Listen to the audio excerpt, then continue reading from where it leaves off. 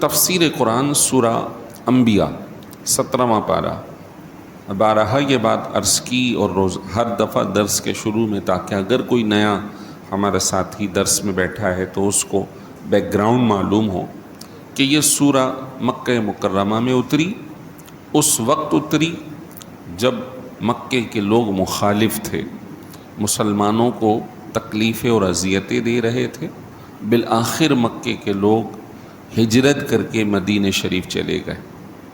وہاں تسلی دی گئی کہ نبی رحمت صلی اللہ علیہ وسلم، آپ اور آپ کے سارے ساتھی جو مسلمان صحابہ ہیں جو ہجرت کر کے گئے ہیں، یہ تکلیفیں آج برداشت کر رہے ہیں۔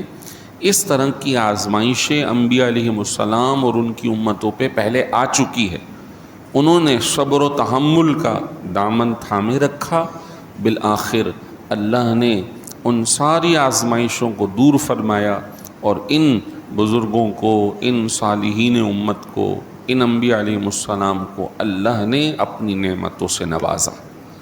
تو آپ کے اوپر جو اس وقت آزمائش مکے کے لوگوں کی ہے وہ سب دور ہو جائے گی، اور پھر اللہ کامیابی عطا فرمائے گا۔ اور ہوا 8 سال کے عرصے کے اندر ہی ہجرت کر کے گئے تھے، اور اس کے 8ویں سال یہ پورا علاقہ اسلام کے کنٹرول میں آ گیا تھا، فتح مکہ ہو گیا تھا، اور پھر وہاں سے اسلام کا جو دائرہ ہے وہ مزید پھیلنا شروع ہو گیا۔ یدخلون فی دین اللہ افواجا، جب اللہ کی مدد آ گئی، سورہ نصر اذا جاء نصر اللہ والفتح، جب اللہ کی مدد اور فتح آ گئی تو کیا ہوا کہ وَرَأَيْتَ النَّاسَ يَدْخُلُونَ فِي دِينِ اللَّهِ أَفْوَاجًا، اب آپ دیکھیں گے کہ لوگ اسلام میں فوج در فوج، قافلے در قافلے داخل ہو جائیں گے۔ اور وہی ہوا، فتح مکہ کے سال اور زمانے کے بعد اگلے ہی 9 ہجری میں، 10 ہجری میں دور دراز سے لوگ اسلام کی آواز اور خبر سن کر، فتح مکہ کا سن کر، قافلے در قافلے حضور کی بارگاہ میں آئے اور اسلام میں داخل ہو گئے۔ اور پھر الحمدللہ علی احسانہ ہی، حضور کے صحابہ کرام کی محنتوں سے، اللہ کے کرم سے اسلام کا دائرہ بہت وسیع ہوا۔ ایک چھوٹی سی ریاست تھی مکہ مکرمہ، مدینہ طیبہ، پھر اس سے دائیں بائیں یمن کی طرف اسلام پھیل گیا، پورے عرب ممالک کو اس نے اپنے حصار میں لیا۔ ایشیائی ممالک میں صحابہ اکرام کے زمانے میں، حضرت عمر فاروق کے زمانے میں افغانستان، کابل، یہاں تک مکران، یہ پنجگور جو علاقہ ہے جس میں فارسی کا مطلب ہے 5 قبریں، صحابہ اکرام کی 5 قبروں کے مزارات ہیں۔ اس طرح دور دراز علاقے تک اس وقت کی جو سپر پاور سلطنت عیسائیوں کی، جیسے آج امریکہ ہے، اس وقت روم تھی، تو روم پر کمن ڈالی گئی۔ دوسری سپیریئر جو طاقت تھی وہ ایران تھی، جو آگ کی پوجا کیا کرتے تھے، اس پر ہاتھ ڈالا گیا، اور یہ سارا علاقہ، عراق، فلسطین، شام جو ایک بڑا علاقہ تھا جسے ہم گریٹر اسرائیل آج کل سنتے ہیں، اردن، لبنان، مصر، غزہ، فلسطین اور مکہ مکرمہ کا کچھ حصہ، یہ سارا کا سارا اسلام کے زیر سلطنت آ گیا۔ اور الحمدللہ آج تک ان سارے علاقوں کے اندر اسلام کم سے کم موجود ہے۔ اب یہ سلسلہ الگ ہے کہ بعد کے گزرتے ہوئے زمانے میں اعمال کی کمزوری، حکمران کی کمزوری، دین کی کمی، عمل درآمد کی کمی، تو ہم ہر جگہ کمزور ہو گئے، لیکن اللہ نے اس نعمت سے نوازا ضرور ہے۔ تو بہرحال یہ صورت اس طور پہ نازل ہوئی، اور اس کا اثر آج ہم دیکھ رہے ہیں۔ اور اب حضور علیہ الصلوۃ والسلام کی ولادت شریف جب دنیا میں تشریف لائے تھے، اس کو اب 1500 سال ہونے کو آ رہے ہیں، اب اس 12 ربیع الاول کو 1500 سال۔ تو اسی وجہ سے بعض جگہ پہ پوسٹر وغیرہ بھی سوشل میڈیا پہ دیکھ رہے ہیں کہ میلاد النبی کا 1500 سالہ جشن عید میلاد النبی کا ہوگا سلسلہ، اور اس کی خوشیاں منائی جائیں گی۔ تو بہرحال حضور دنیا میں آئے ہوئے 1500 سال، اور پھر اس 1500 سال میں آپ جب مکے سے مدینے گئے تھے تو وہ آپ کا 53واں سال تھا، اور پھر 10 سال آپ مدینہ پاک میں رہے. تو اس طرح یہ تاریخی ایک حوالہ ہے. تو جب حضور ہجرت کر کے مدینے گئے اور وہاں سے 8 سال کے بعد واپسی تشریف لائے تو مختلف انبیاء 10 انبیاء کا تذکرہ فرمایا، اور اس میں آخر میں ہم نے پچھلے ہفتے سیدہ مریم اور ان کے صاحبزادے حضرت سیدنا عیسیٰ علیہ السلام، تو بیسیکلی حضرت عیسیٰ علیہ السلام کا تذکرہ مقصود ہے، لیکن وہاں پہ ان کی والدہ کا بھی تذکرہ ضرور ہوتا ہے. تو فرمایا اس عورت کو یاد کرو، اس کا ذکر کرو، لوگوں کو بتاؤ کہ جس نے اپنی پاک دامنی کو سلامت رکھا، تو ہم نے ان میں اپنی جانب سے روح کو پھونک دیا. وہ روح کون تھے؟ وہ حضرت سیدنا عیسیٰ علیہ السلام تھے.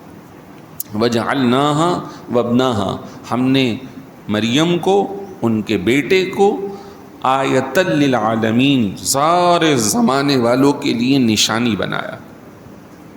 مریم کو کیسے نشانی بنایا؟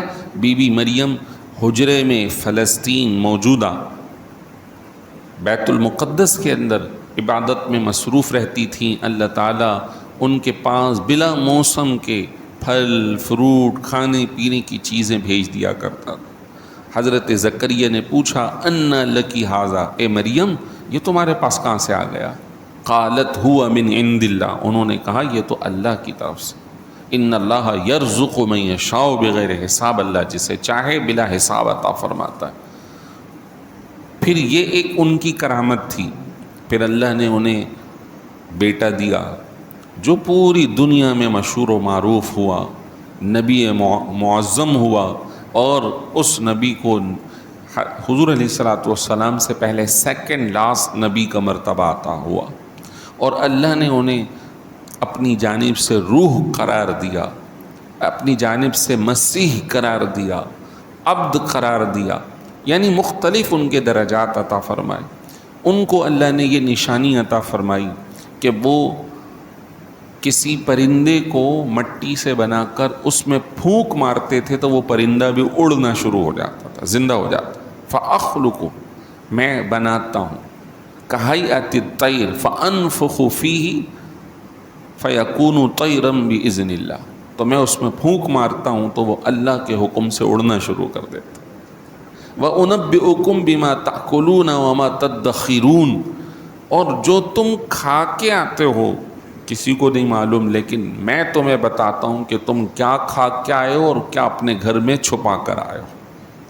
تو یہ وہ باتیں جو عام لوگوں کو معلوم نہیں تھیں، اللہ نے اپنے نبی حضرت عیسیٰ کو عطا فرمائی. ہمارے اعتبار سے لوگوں کی پوشیدہ بات غیب ہے، پوشیدہ ہے، لیکن اللہ نے اپنے پیارے نبی حضرت عیسیٰ کو یہ علم عطا فرمایا. تو ہم اسی وجہ سے کہتے ہیں کہ دیکھیے کسی کو بنا کر زندہ کر دینا یہ کام تو اللہ کا ہے، لیکن اللہ نے اپنے پیارے نبی حضرت عیسیٰ کو عطا فرمایا. پوشیدہ باتیں جاننا اللہ کا کام ہے، لیکن اللہ نے اپنے پیارے نبی حضرت عیسیٰ کو عطا فرمایا. اب یہ سب کچھ وہ خود کہہ رہے ہیں بِإِذْنِ اللہ، اللہ کے حکم سے، اللہ کی اجازت سے. بس یہیں پہ آ کے فرق شرک کا ختم ہو جاتا ہے کہ شرک وہ ہے کہ جو کسی دوسرے کو مستقل از خود یہ ساری چیزیں مانے، تو پھر یہ باتیں تو اللہ کی ہیں، یہ کسی اور کے لیے نہیں. اسی وجہ سے ہم بتوں کی، ان کی عبادتوں کی، ان سب کی نفی کرتے ہیں، لیکن ہم حضرت عیسیٰ کے لیے، اپنے نبی کے لیے یہ ساری باتیں مانتے ہیں. تو فرق درمیان میں رہتا ہے اللہ کی عطا اور اس کے اذن سے. بس بات ختم ہو جائے گی، بس بات ختم ہو جائے گی. یہاں پہ آ کے شرک کا سلسلہ ختم. تو ہم نے انہیں نشانی بنایا اور پھر فرمایا ان ھذہ امتکم امۃ واحدہ، یہ سارے کے سارے ایک امت ہیں. وَأَنَا رَبُّكُمْ فَاعْبُدُونَ، اور میں تم سب کا رب ہوں، تم میری عبادت کرو. یہ سارے نبی ایک امت ہیں، ایک دین ہے. سارے نبیوں کا دین ایک ہی ہے، ان الدین عند اللہ الاسلام۔ دو باتیں ہوتی ہیں یہ علمی اعتبار سے سمجھنے کی ہیں، ایک ہے عقائد و نظریات اور ایک ہے عمل اور احکام۔ عقائد و نظریات سارے نبیوں کے ایک ہی ہیں، سب اللہ کو ایک مانتے، بیان کرتے، جنت دوزخ خود مانتے، تبلیغ فرماتے۔ اسی طرح جو اللہ نے حرام کیا ہوا ہے، شرک کو حرام کیا ہوا ہے، اولاد کے قتل کو حرام کیا ہوا ہے، زنا کو حرام کیا ہوا، یہ ساری شریعتوں میں سیم چلا آ رہا۔ اب ہیں کچھ احکام جو عمل درآمد کے ہیں۔ ہمارے یہاں 5 نمازیں ہیں، پچھلی امتوں میں کسی میں فجر تھی، کسی میں ظہر تھی، کسی میں عصر تھی۔ کسی کے ہاں سور کھانا جائز تھا، ہمارے یہاں جائز نہیں۔ کسی امت کے اندر اپنے بڑوں کے سامنے جھک کر سجدہ کرنا جائز تھا، ہمارے یہاں جائز نہیں۔ یہ ہیں دیگر احکامات، لیکن جو بنیادی عقائد و نظریات ہیں وہ سیم۔ فرمایا یہ سارے کے سارے ایک امت ہیں، تم سب میری ہی عبادت کرو۔ کسی بھی نبی کے زمانے کے اندر غیر اللہ کی عبادت کو جائز نہیں قرار دیا۔ حضرت آدم نے اپنی اولادوں کو بتایا، اولاد نے اپنی اولاد کو بتایا۔ حضرت نوح کے زمانے میں اولادیں بگڑ گئیں تو حضرت نوح نے کہا بھائی اللہ کی عبادت کرو، تم نے یہ کیا بت بنا لی ہیں؟ وہ سارے ان کے مخالف ہو گئے، حتیٰ کہ اللہ نے انہیں 950 سال تبلیغ کا ٹائم دیا، پھر بھی لوگ نہیں مانے۔ آپ نے کشتی بنائی، اس میں سوار ہوئے، لوگ ان کا مذاق بنانے لگے، بالآخر اللہ نے عذاب دے کر سب کو غرق فرمایا۔ اسی طرح آگے حضرت موسیٰ کے زمانے میں، حضرت عیسیٰ کے زمانے میں، اور آج بھی قیامت تک یہی ایک نظریہ ہے، اللہ وحدہ لا شریک۔ فرمایا وَتَقَطَّعُوا أَمْرَهُمْ بَيْنَهُمْ، انہوں نے اپنے دین میں مختلف فرقے بنا لیے، کوئی کسی نظریے کا حامل ہو گیا، کوئی کسی نظریے کا حامل ہو گیا، حالانکہ دین سب کا ایک ہی تھا، توحید کا ایک دین تھا۔ ان کے جو دینی مسائل تھے وہ سب کے ایک جیسے تھے۔ کل الینا راجعون، یہ سارے کے سارے پلٹ کر ہمارے پاس ضرور آئیں گے۔ یعنی کہ اس کا مطلب اللہ تعالیٰ نے واضح فرما دیا کہ تم نے نبیوں کے دین کو چھوڑ کر جو نئے عقائد و نظریات اختیار کر لیے ہیں، تم پلٹ کر ہمارے پاس آؤ گے ضرور۔ آج بھی ہم دنیا بھر کے اندر دیکھتے ہیں، خصوصاً ایک حصہ جو سننے کو ملتا ہے اور بعض ممالک، بعض علاقوں، بعض لوگوں میں بڑھتا جا رہا ہے، وہ ہے بے دینی یا الحاد یا ایتھزم۔ کوئی مذہب، کوئی دین نہیں ہے، بس انسانیت ایک دین ہے۔ نہیں جناب، نہیں، یہ غلط ہے۔ انسانیت کو سمجھنے کے لیے بھی ہمیں اللہ وحدہ لا شریک کے بیان کردہ احکام، عقائد و نظریات کو ماننا پڑے گا۔ اسلام کے اندر سورس یا ذرائع جس سے ہم کسی حکم کو اخذ کرتے ہیں، فرمایا وہ 3 ہیں۔ بعض احکام عقل کے ذریعے ہیں، عقل کسی چیز کو کہتی ہے یار یہ ایسے نہیں، ایسے ہونے چاہیے۔ بعض احکام ہمارے حواس، دیکھنا، سننا، چکھنا، چھونا، اس سے ہمیں علم حاصل ہوتا ہے۔ تو سارے دنیا کے لوگ ان 2 پر ہی ڈیپینڈ کر رہے ہیں۔ عقل جہاں تک مانتی ہے مانو، نہیں مانتی نہیں مانو۔ اسلام اس سے اوپر کی بات کرتا ہے، اور وہ ہے وحی، پیغام الہی۔ اور ہم یہ کہتے ہیں کہ یہ جو پیغام الہی ہے نا، یہ کیونکہ لامحدود اللہ کا بیان کردہ حکم ہے، اس تک عقل کا پہنچنا مشکل ہے، لہذا اگر پہنچ جائے تو بھی صحیح ہے، نہ پہنچے تو بھی صحیح ہے۔ اسلام یہ کہتا ہے جو بیان کر دیا اس کو مانو۔ اللہ ایک ہے، ایک ہے۔ عقل کہتی ہے دکھائی تو دیتا نہیں، نظر تو آتا نہیں، عقل کو چھوڑ دو۔ بندہ ناقص ہے تو بندے کی عقل بھی ناقص ہے، آئے روز دماغ پلٹتا رہتا ہے، قلب کے اندر باتیں چینج ہوتی رہتی ہیں، لیکن جو احکام بیان کیے گئے وہ ایک ہی۔ آج بھی بہت سارے لوگ بظاہر مسلمان ہیں، لیکن نظریاتی طور پہ وہ عقل کے تابع ہو گئے۔ تو کہتے ہیں جناب یہ جو جنت دوزخ کا کانسیپٹ ہے یہ بس ایسا ہی ہے، یہ ایسا ہی ہے، یہ تو ڈرانے دھمکانے کے لیے، اچھے کام کروانے کے لیے۔ اصل تو یہی ہے، تم یہیں پہ اچھے کام کر لو، یہاں تمہیں نعمتیں مل جائیں گی، دنیا ہی تمہارے لیے جنت۔ تم نے یہاں کچھ برا کیا تو یہ دنیا ہی تمہارے لیے جہنم ہے۔ یہ تو جتنے بھی غریب فقیر لوگ ہیں نا، یہ جہنم میں ہیں، یہ پسند نہیں ہے اللہ کو، اور ہم جو امیر کبیر لوگ ہیں اللہ کے یہاں پسندیدہ ہیں۔ یہ ایک نظریہ لوگوں میں داخل کیا جا رہا ہے، یہ انتہائی غیر اسلامی بات ہے، یہ غیر اسلامی بات ہے، ایسا کچھ بھی نہیں ہے۔ تو کیا فرعون جس کو بادشاہت ملی تھی وہ اللہ کا بڑا پسندیدہ آدمی تھا؟ کیا نمرود جس کو اتنا مال ملا تھا وہ اللہ کا بڑا پسندیدہ آدمی تھا؟ اور حضرت عیسیٰ علیہ السلام جنہوں نے نہ سلطنت لی، نہ گھر بنایا، نہ شادی بیاہ کی، نہ ان کے بال بچے تھے، جہاں وہ چاہتے تھے تبلیغ کرتے ہوئے موقع ملا وہیں کھا لیا تو مل گیا تو کھا لیا، نہیں تو نہیں، سو گئے تو سو گئے، کپڑے کوئی اعلیٰ ترین نہیں تھے، وہی 2 چادریں ستر چھپایا، اللہ کی عبادت مصروف۔ تو کیا حضرت عیسیٰ کے بارے میں کیا کہیں؟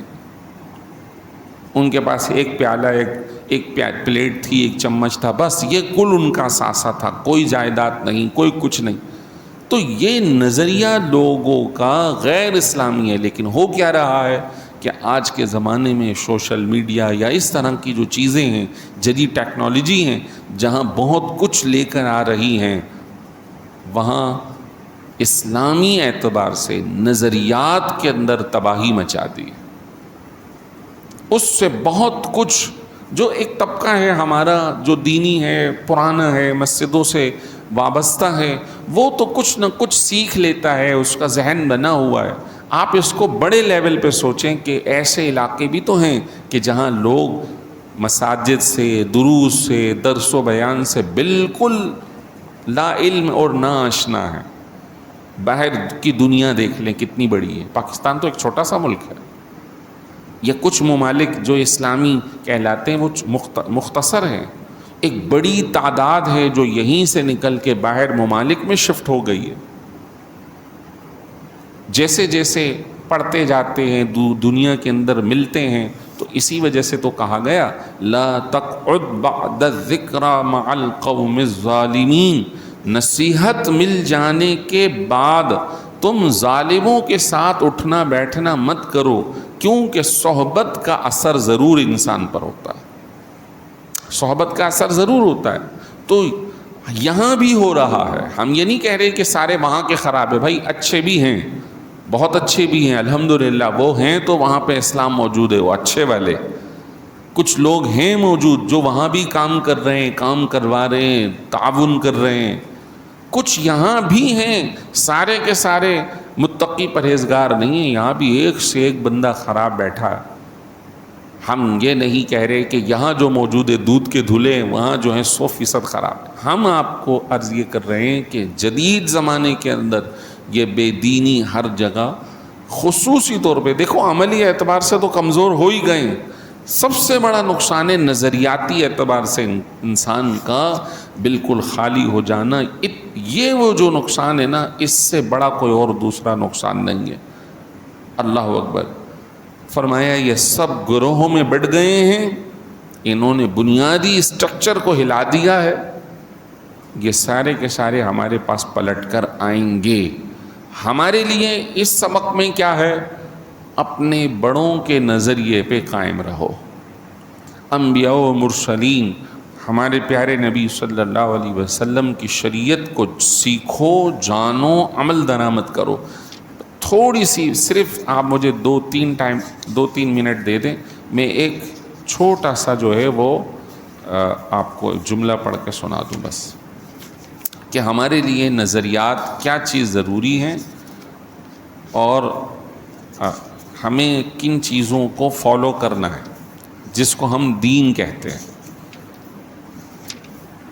درود شریف پڑھیں، اللہم صلی علی سیدنا مولانا محمد وعلی آلہ وصحبہ۔ سن لیجئے، جو اصول اور عقائد انبیاء علیہ السلام میں مشترک ہیں ان کو دین کہتے ہیں۔ سارے انبیاء علیہ السلام نے یہ دعوت دی تھی اللہ کو ایک مانو، سب کا خالق اور رازق وہی ہے، اس کا کوئی شریک نہیں۔ اللہ کے رسول اللہ کا پیغام پہنچانے والے ان کے سچے اور پسندیدہ بندے ہیں۔ تمام فرشتے، تمام آسمانی صحائف اور کتابیں برحق ہیں۔ ہر اچھی اور بری چیز اللہ کی تقدیر سے وابستہ ہے۔ قتل، زنا، جھوٹ بولنا حرام ہے۔ اللہ کے احکام کو ماننا، اس کی عبادت کرنا، اس کا شکر ادا کرنا فرض ہے۔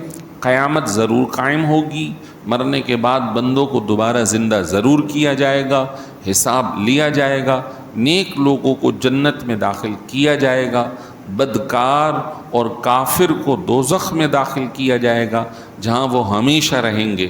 سارے نبیوں نے ان ہی چیزوں کی دعوت دی اور یہی سب کا دین واحد ہے، اس میں اختلاف کرنا جائز نہیں۔ اللہ تعالی ہمیں ان پہ عمل درآمد کرنے کی توفیق عطا فرمائے۔